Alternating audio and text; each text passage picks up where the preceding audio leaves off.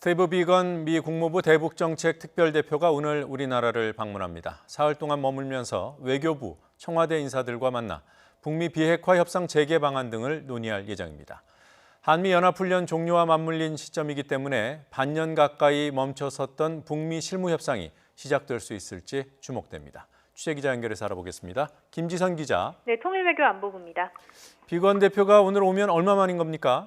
네, 지난 6월 판문점 남북미 회동을 앞두고 입국을 했는데 한 달 반여 만입니다. 당시 북미 정상은 판문점에서 만나 3주 안에 실무 협상을 재개하기로 했었습니다. 하지만 북한이 한미 연합훈련을 비난하면서 협상이 계속 미뤄지는 상황이 이어졌는데 마침 오늘 훈련이 모두 끝납니다. 따라서 이번 방한 기간 북미 실무 협상 재개를 앞둔 한미 간 조율이 집중적으로 이루어질 전망입니다. 비건 대표는 내일 우리 측 카운터파트인 이도훈 한반도 평화교섭본부장과 북핵 수석대표 협의를 할 예정이고요. 통일부 등 관련 부처와 청와대를 예방해 고위급 인사와 만나는 일정도 조율 중인데 청와대 인사를 만난다면 모레가 유력합니다. 비건 대표가 판문점에서 북측 인사를 만날 가능성은 어느 정도입니까?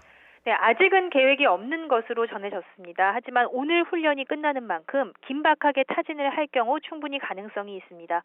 실제로 비건 대표는 지난 6월 방문 때도 청와대 만찬에 불참하고 심야에 판문점에서 북한 측과 만나 다음 날 예정된 정상 간 만남을 조율한 것으로 알려졌습니다. 북한이 훈련 종료 이후 곧바로 실무 협상에 나설 경우 사전 의제 조율 차원에서도 만남이 시급합니다. 하노이 회담 이후 첫 실무 협상이 이루어질 경우 북한 측의 협상 대표 라인업도 주목되는데요. 외무성 중심의 협상팀이 나설 것으로 보이는데 이 비건 대표의 상대로는 현재 김명길 전 베트남 대사가 유력하게 거론되고 있습니다. 북한이 오늘도 한미연합훈련을 맹비난했더군요. 그런데도 바로 협상에 나올 수 있을까요?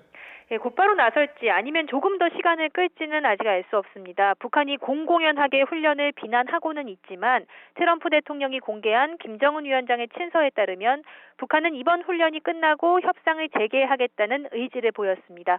또 최근 북한이 발표한 입장을 보면 훈련에 대한 비난 역시 미국보다는 우리 측에 집중돼 있습니다. 북한은 지난 16일 남측은 한미훈련이 끝나도 저절로 대화 국면이 찾아오리라는 생각을 말고 또 북미 대화에서 어부지리를 얻으려는 생각을 접으라고 했는데요. 결국 북미 대화는 하겠다는 말이어서 협상장 등판은 시간 문제일 것으로 보입니다. 문제는 북한이 시간을 더 끌 경우 상황이 달라질 수 있다는 데 있습니다.